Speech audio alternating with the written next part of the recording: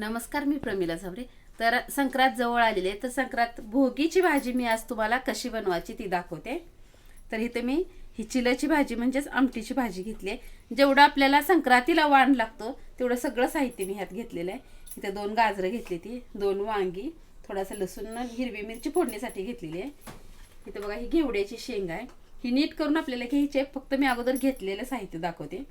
इथं डाळ आणले, तर जर डाळ नसलं तर इथं हरभरे जरी वापरलं थोडंसं भाजीला तरी चालतं. इथं पालकाची भाजी नीट करून घेतली. इथं बोर आहे, ती ह्या बोरातली छान छान बोरं चिरून टाकायचे ते आपल्याला ह्यात, म्हणजे आत किडकं हे असलेलं दिसतंय. इथं एक पेरू घेतलाय, थोडी हरभरं नाही तर म्हणून मी हरभऱ्याची डाळ घेतलेली आहे. 1 वाटी छोटी शेंगदाणे घेतलेत. तर आपण आता ही चिरून धुवून शिजवायला घालायची आपल्याला. भोगीच्या दिवशी जास्त गडबड होती, त्याच्यामुळे मी आजच ही काय काय साहित्य घेतलंय ते सगळं तुम्हाला सांगितलेलं आहे. तर आता हे सगळं मी चिरून घेते. पेरू बोरं आणि भाजी पण चिरून घेते. तर आता सगळ्या भाज्या मी चिरून घेतल्या त्या. तर आपण ह्याला स्वच्छ धुवून मग टाकूया. इथं काय पेरूमधलं मी बी काढले, तर फक्त कडची साल घेतली आहे. तर पेरूचा आतला बी जे आहे ते दाडाखाली खडा लागल्यासारखा लागतो, म्हणून मी पेरू बोरं ही कडची साल घेतली आहे. फक्त आतली बोरातली आठवडी पण घेतली नाही आणि पेरूतलं बी पण घेतलं नाही. तर हे आपण आता धुवून घेऊया.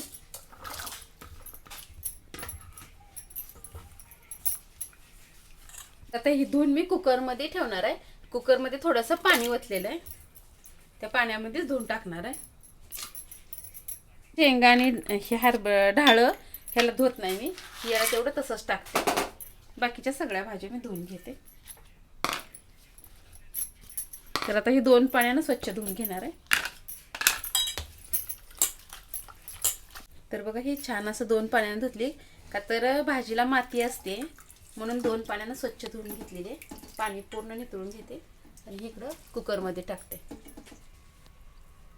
सगळी भाजी टाकून घेतली. ही डाळ पण हरभऱ्याची मी धुवूनच टाकते ह्याला पण.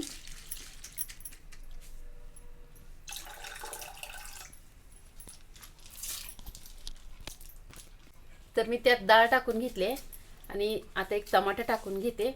गरगटा म्हणलं तर टमाट्यानं छान लागते चव. ही काय ह्याच्या मोठ्या मोठ्या जरी फोडी असल्या तर शिजते. थोडीशी टाकून घेते हळद, एक अर्धा चमचा. आणि 2 ती चिलाच्या भाजीच्या ऐवजी ती आता चाकवत म्हणून भाजी आली गरगट्यासाठी वेगळी, ती तुम्ही आणा माझ्याकडनं. मी आपण जसा पहिल्या पद्धतीने शेतात बनवत होतो तशा पद्धतीने मी गरगटा बनवलेला आहे. तर आता याला मी झाकण ठेवून 1-3 शिट्ट्या घेणार आहे. तर बघा, छान असा गरगटा शिजलेला आहे. तर आपण आता ह्यातलं थोडंसं पाणी आहे शिल्लक, ती एका वाटीमध्ये काढून घेते. तर थोडंसं पाणी मी काढून घेतलेलं आहे. ह्याला थोडंसं गरगटणार आहे. तर मी अशानं न गरगटता मी रवीनं थोडं थोडं ह्याला गरगटून घेणार आहे. पूर्ण पण आपल्याला बारीक करून घ्यायचं नाही.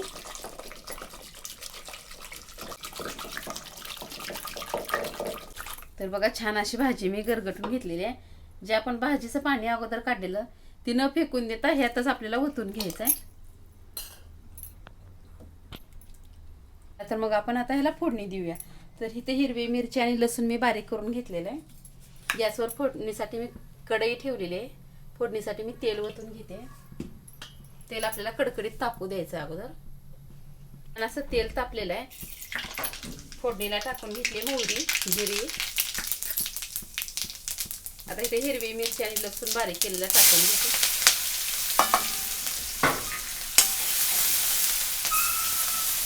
लसूण छान असा तेलामध्ये तळून घेतलाय. त्याचा कच्चापणा अजिबात काही सुद्धा ठेवायचं नाही. त्यात टाकून घेते मी एक अर्धा चमचा हळद. तेलात हळद टाकली का सगळ्या भाजीला छान असा कलर येतोय. तर हळद छान अशी तेलात मिक्स झालेली आहे.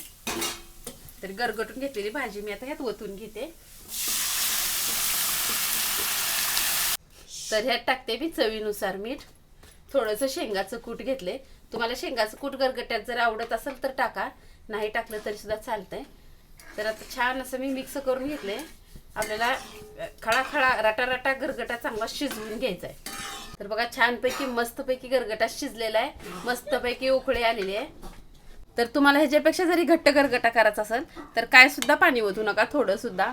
मी थोडासा पातळ केलेला आहे. जसं तुमच्या घरात आवडतं त्या पद्धतीने तुम्ही पाणी ओता, कमी जास्त करा. तर अशा पद्धतीने मी आज मस्तपैकी गरगटा बनवून घेतलाय. मस्तपैकी स्पेशल आज मी भोगीची भाजी बनवली. तुम्हीही करून बघा. माझा व्हिडिओ आवडला तर नक्कीच लाईक करा, सबस्क्राईब करा. फेसबुकवर बघत असाल तर फॉलो करा.